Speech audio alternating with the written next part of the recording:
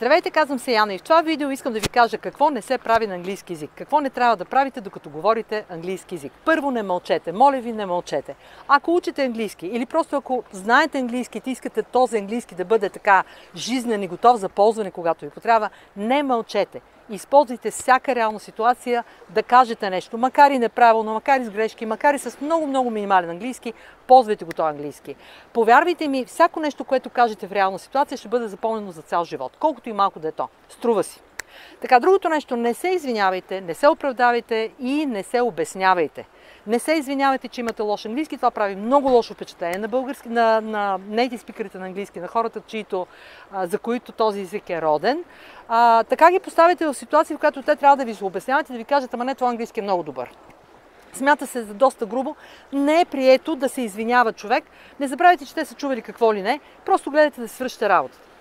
Другия ми съвет е, не се опитвайте да впечатлявате никого с вашия английски. Колкото и хубав английски да имате. Може да говорите великолепен английски, може да сте живели години, десетилетия в англоговоряща страна.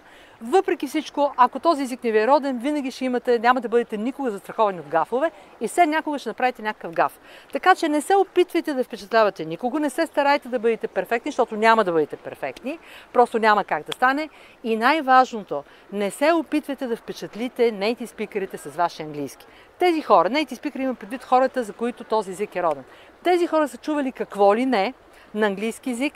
Те са чували най-различни вариации, най-различни грешки, най-различни, ще да кажа глупости, ама няма да кажа, окей? И са готови, че ще чуват такива неща. Това е техния роден език. И в този ред на мисли искам да ви посъветвам да не се опитвате също и да ги копирате.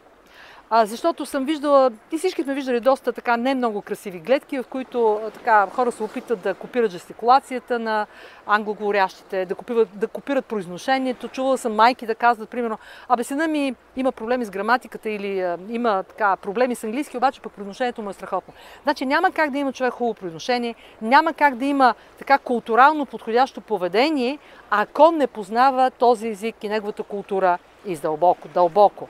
И ако не познавате този език дълбоко, по-добре не се опитвайте да копирате. Стои грозно, не стои добре и хората общо взето гледат да са любезни, но не стои добре. При всички положения е много добре също така да се опитате предимно да запазите ваш английски за предаване на информация предимно, а не за изказване на мнения или на емоции, опазил Господ. Сега, изказването на мнение се смята доста така грубо, доста rude на английски. Не се смята за любезно да изкажете директно мнението си. Примерно, вместо да кажете много е топло тук, или много е студено тук, it's very cold here, или it's too cold here. По-скоро бихте казали it's not very warm here, is it? Не е много топло тук, нали? Давам един такъв елементарен пример, защото дори в такива елементарни ежедневни ситуации хората гледат да не изказват лично мнение, защото се смята, че това пък всеки има лично мнение и общо взето това ще се бие може би с мнението на някой друг. Затова гледайте, ние българите обичаме да изказваме нашето мнение. Ние сме доста opinionated, както би се казало на английски. Гледайте да не го правите. Също така пазете се много да не изказвате емоции чрез вашия английски. Значи на английски си има начини да се покажат емоциите. Много често са граматични тези начини.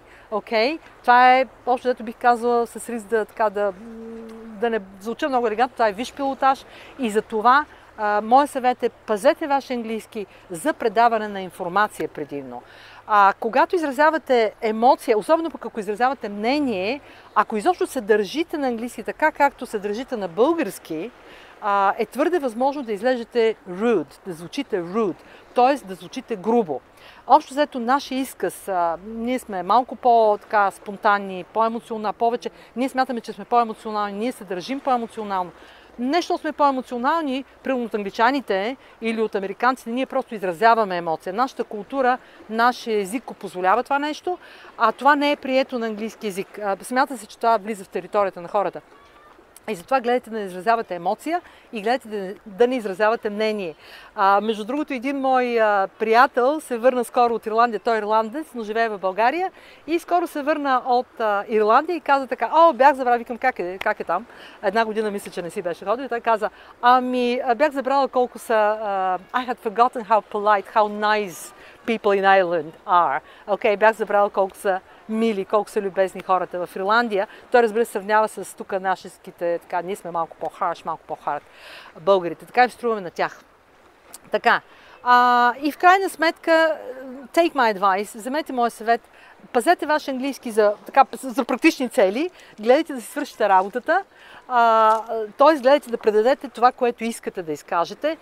Не се дръжте както бихте се държали на български. Нашия език, общо дето предполага ние да сме така да се изразяваме по-увъртяно, първо да слагаме много често каруцата пред коня, а не обратно.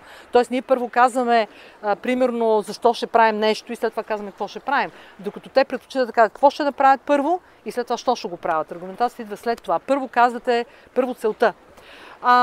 И в този ред на мисли, ако примерно се опитате да се държите като на български, както казах, може да излежете груби, това е голям грях на английски, можете да не си свършите работа, може да не ви разберат изобщо.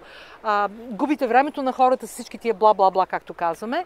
Един друг пример искам да ви кажа, да ви дам една от нашите курсистки на времето, беше написано огромно писмо до нейния канадски шеф и когато аз си казах, писмото трябва да е кратко, ясно, много кратичко, първо, второ, трето.